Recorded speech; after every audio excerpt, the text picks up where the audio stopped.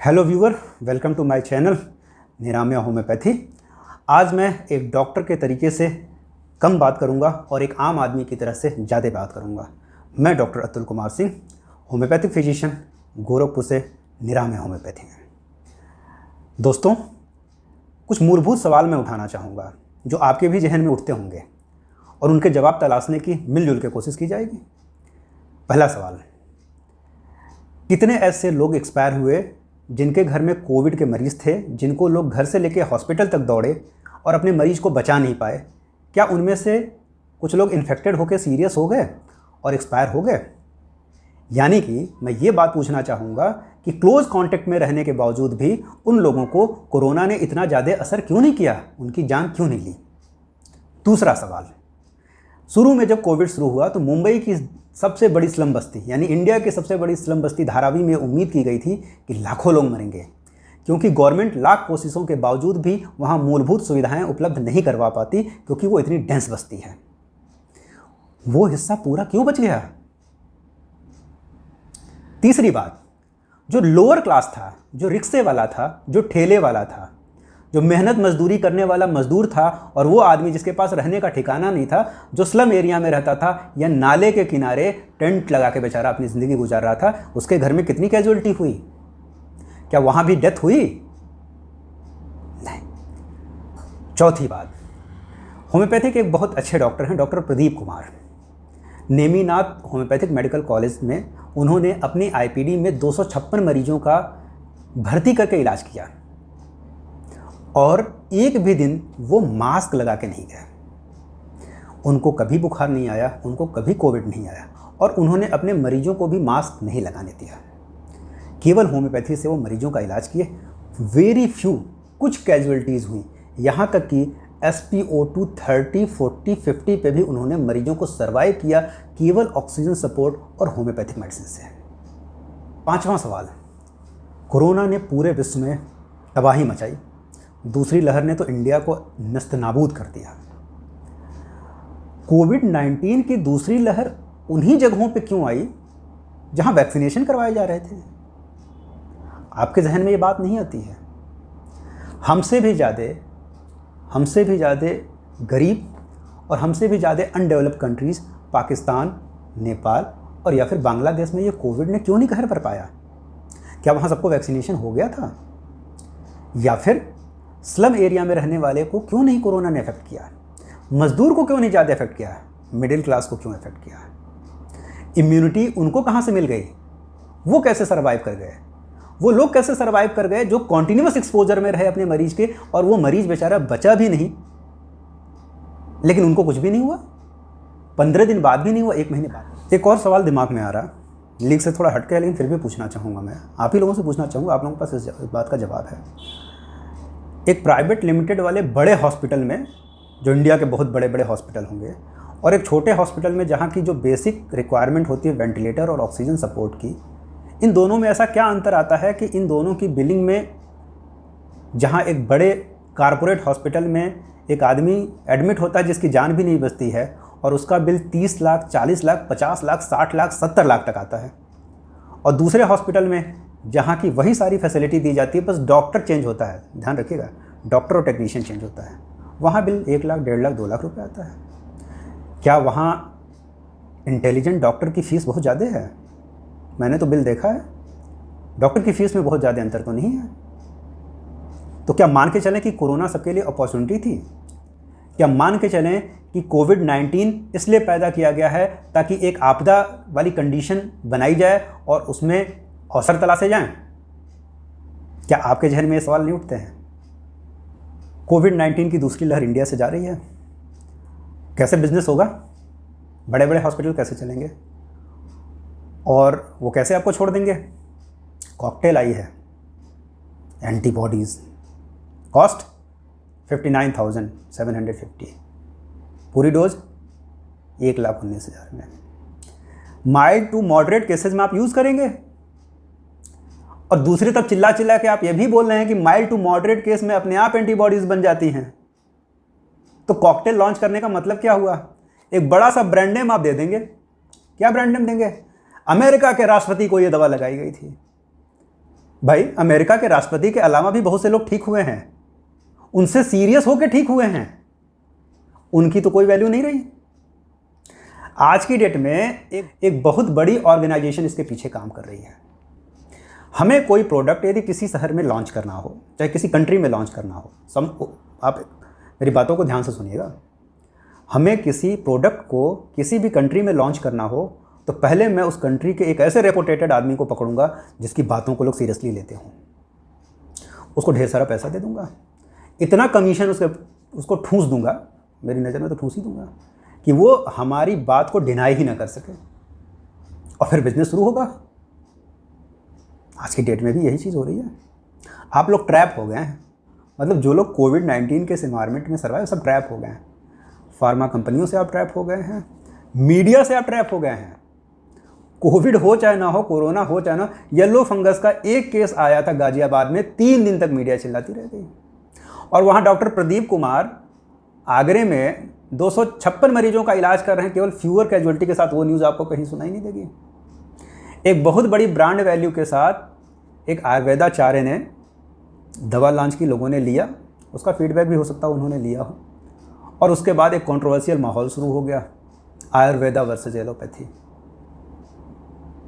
उन्होंने भी अपनी कुछ ब्रांड वैल्यू चमका ली, उन्होंने भी अपनी कुछ ब्रांडिंग, इस कोरोना में अवसर का उन्होंने भी फ़ायदा उठाया। अब फ़ायदा उठाना तो हम उसे नहीं बोलेंगे, क्योंकि उन्होंने इतना फ़ायदा तो नहीं उठाया कि जहाँ 1 लाख का बिल था वहाँ 60 लाख लिया जाए और मरीज बचे भी ना। कोविड जो मैंने समझा वो यहाँ से शुरू हो रहा है।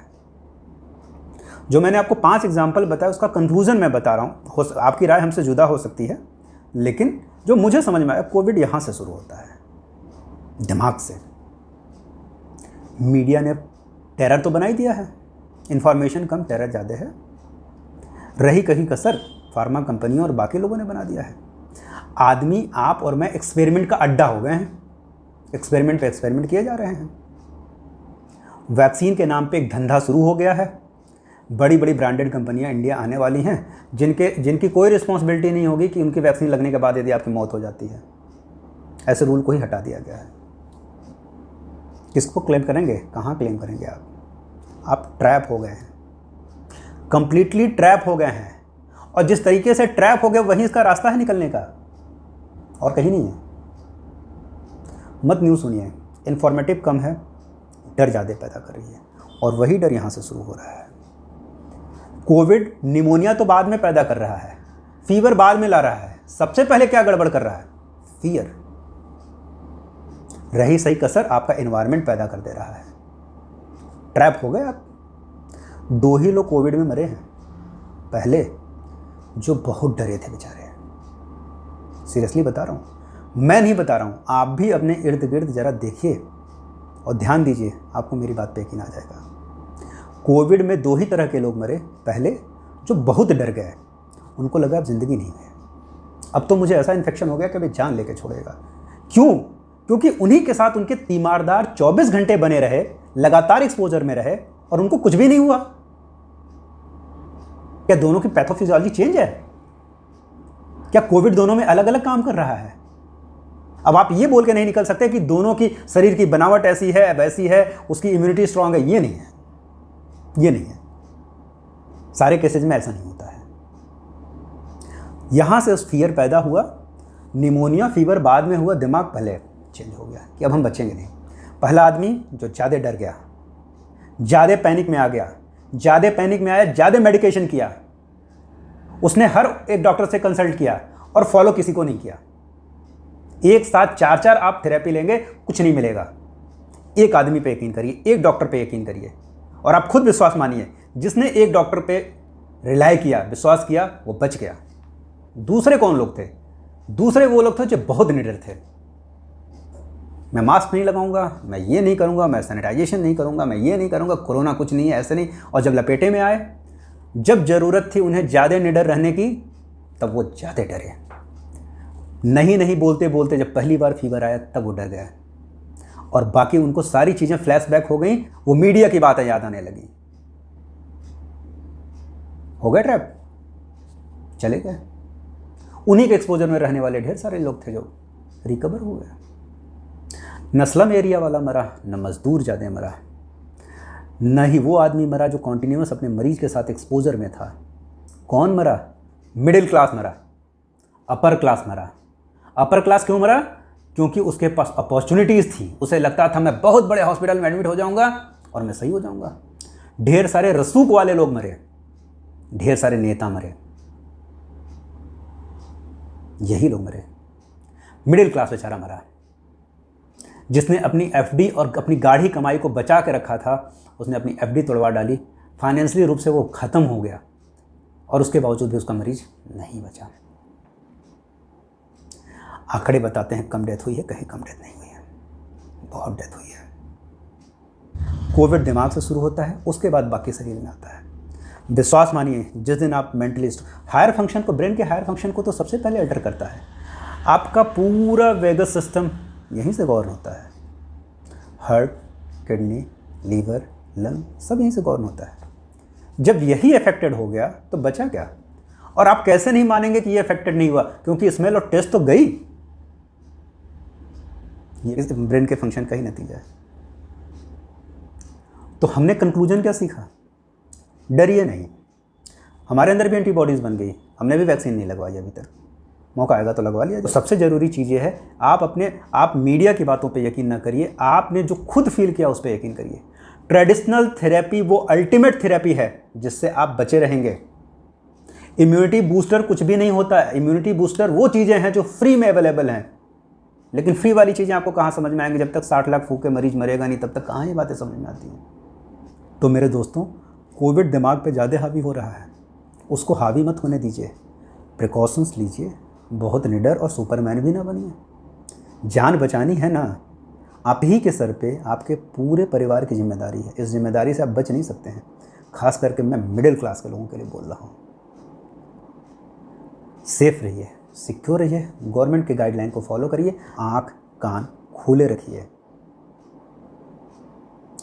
एक बात हम लास्ट में बताना चाहेंगे, भ्रष्टाचार कहाँ होता है? जहाँ पैसा होता है। हम और आप उस भ्रष्टाचार के ट्रैप में फंस गए हैं। निकलिए, आप खुद निकल सकते हैं, आप कैपेबल हैं, आप अपने आप को कोविड से बचा सकते हैं। इसको दिमाग पे हावी मत होने दीजिए। डरिए नहीं, लड़िए सारे हथियारों के साथ। अपने डॉक्टर के ऊपर भरोसा करिए। Thank you very much. यदि आपको ये वीडियो अच्छा लगा हो, इसको लाइक और शेयर करिए। बाकी लोगों को भी बताइए कि इस तरीके से वो कोविड से अपने आप को बचा सकते हैं। हमारे चैनल को सब्सक्राइब करिए। Thank you very much. आपकी सेवा में डॉक्टर अतुल कुमार सिंह।